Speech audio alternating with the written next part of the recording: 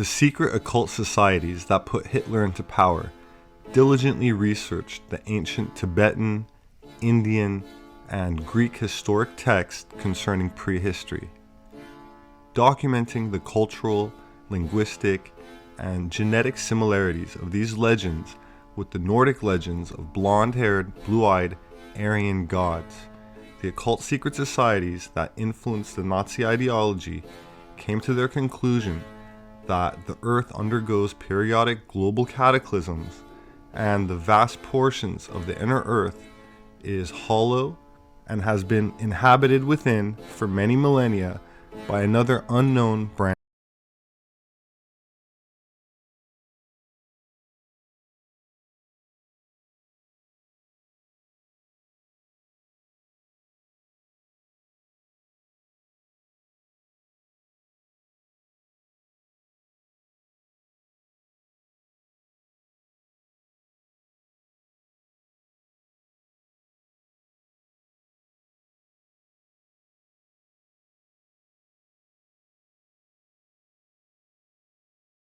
Name of the capital city of the mythical continent of Hyperborea, which was historically older than Atlantis.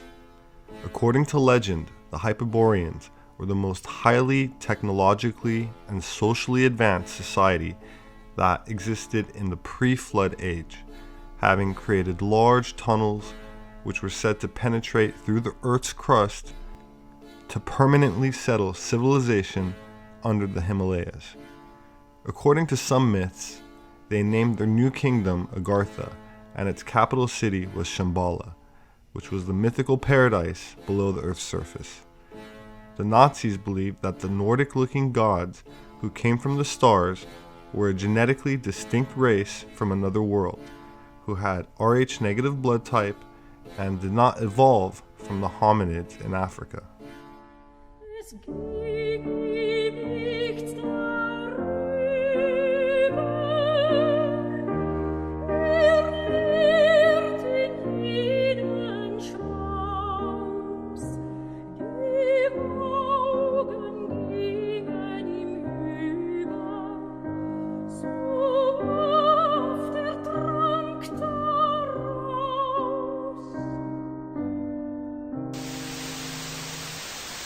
One of the reasons the Germans were so focused on the master race, because some of these groups that were coming out from underground and presenting themselves to them as their forefathers were a lot of times blonde hair, blue-eyed, and very Caucasian master race looking.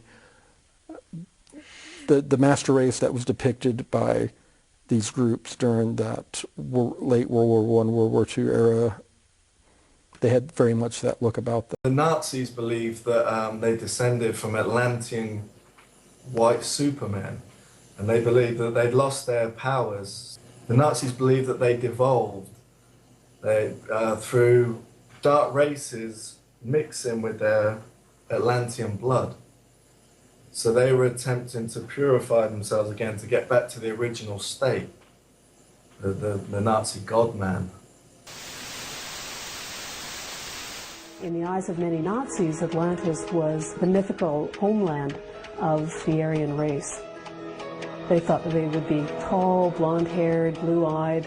The Aryans, a mythical and superior race, had invented everything of value in human history. From agriculture to architecture, the creation of theater and fine art. This great Aryan culture came to life thousands of years ago, an island continent they believed existed in the middle of the Atlantic Ocean. To find a trace of these ancestors, the Nazis trained their sights on the Canary Islands off the coast of Africa. They saw this as being sort of the southern edge of this sort of mythical Atlantean continent. And they also were really kind of focused on accounts of mummies that had been found on the Canary Islands that had blonde hair. The mummies had been examined. They claimed the blonde-haired mummies were proof that Atlanteans had once lived on the Canary Islands. And most importantly, they were Aryans. Now that they had proof of an Atlantean fatherland, the Nazi scientists concocted an even more bizarre theory to explain its destruction and disappearance. It was called the world ice theory. As the ice melted, these massive glaciers receded. Atlantis was simply scrubbed away, buried under the water. But what happened to the people? The inhabitants of Atlantis, according to this theory, then fled to various areas that were thought to be safe refuges. They would flee to Tibet, they would flee to the Bolivian Andes.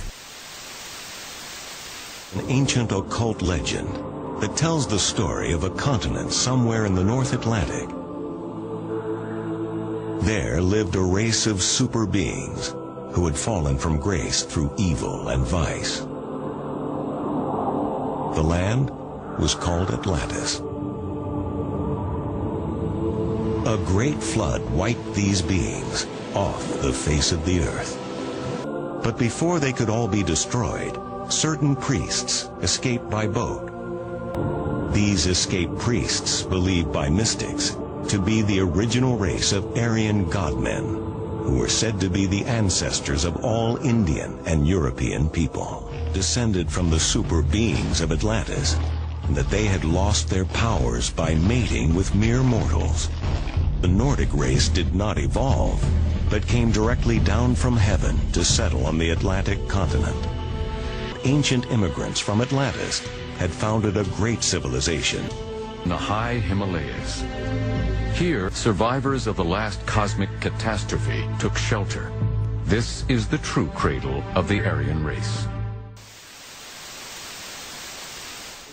In 1871, British novelist Edward Bulwer Lytton described a race that lived underground and sustained themselves with the Vril force, or bioelectromagnetic energy.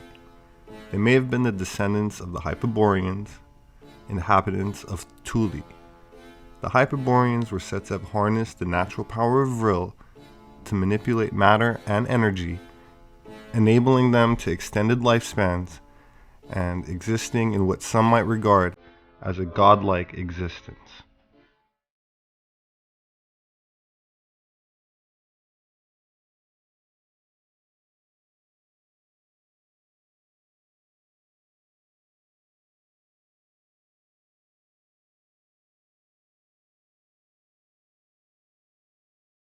My name is Robert Sepehr.